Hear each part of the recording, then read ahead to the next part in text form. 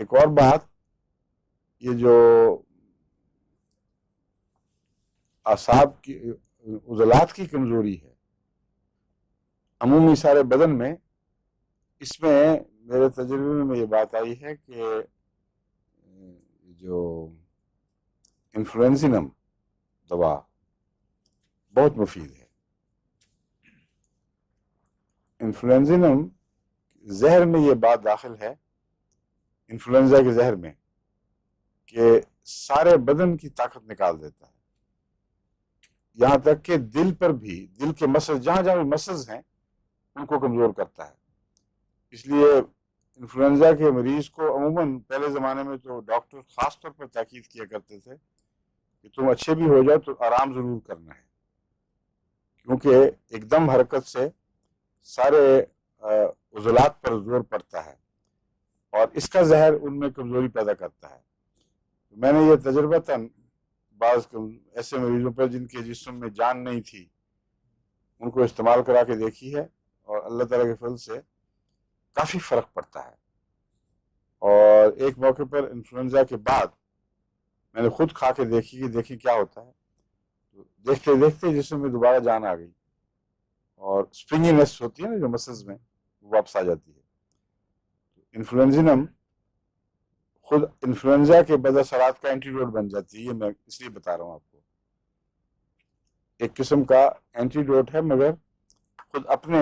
بد اثرات کا اینٹیڈوٹ بھی ہے۔ عام طور پر ایسا نہیں ہوتا، عام طور پر اس کو کہتے ہیں ہومیوپیتھی کی بجائے کیا کہتے ہیں، ایسوپیتھی کا مطلب ہے جس دوا یا زہر نے کوئی چیز پیدا کی ہے اسی دوا یا زہر کی بہت اونچی طاقت دے کر اس مرض کا مقابلہ کیا جائے، اس کا نام ہے ایسوپیتھی۔ اگر مرض جسم پر قابض ہو جائے تو پھر ایسوپیتھی کام نہیں دیتی الا ماشاء اللہ، لیکن اگر پہلے دی جائے تو وہ ویکسینیشن کا کام دے جاتی ہے۔ اس لیے ہومیوپیتھی میں جو ایسوپیتھی کا استعمال ہے وہ ویکسینیشن کے طور پر ہے، مرض کے علاج کے طور پر نہیں ہے۔ اسی لیے ہم بھی جب انفلوئنزا پھیلا ہو تو انفلوئنزینم دیتے ہیں، تاکہ چند دن پہلے اگر دی جائے تو اس دور میں انفلوئنزا سے یا تو انسان بیماری نہیں ہوگا، یا ہوگا تو نسبتاً کم ہوگا۔ یہ ہے عمومی اصول۔ لیکن انفلوئنزینم کے استعمال میں نے دیکھا ہے کہ بخار انفلوئنزا کے دوران بھی بہت کام کرتی ہے، اور نزلے کے دوران بھی نمایاں کام کرتی ہے، اور ان کے ساتھ پیدا ہونے والی جو عضلاتی کمزوریاں ہیں ان پر بہت اثر انداز ہوتی ہے۔ باقی علامتوں میں کوئی نمایاں طور پر مجھے دکھائی نہیں دیا، مثلا کھانسی میں کام نہیں اتنی آئے گی، اس کے لیے دوسری دوائیں ہیں جو ملتی جلتی آپ کو پہچاننی پڑیں گی، لیکن جو بے جان ہو جاتا ہے مریض، بستر پہ لگ جاتا ہے، اس کا بہترین علاج ہے۔ پھر اس کے علاوہ میں نے کمزور طاقت والے مریضوں کو دیکھی ہے، فائدہ دیتی ہے اللہ کے فضل سے، جن کے اندر بخار وغیرہ کچھ بھی نہ ہو، مگر خصوصاً ٹانگوں میں یا ہاتھوں میں مسلز میں کمزوری ہو، انسان بے جان محسوس کرے، تو یہ کھا کے دیکھیں، اس کا فرق پڑتا ہے۔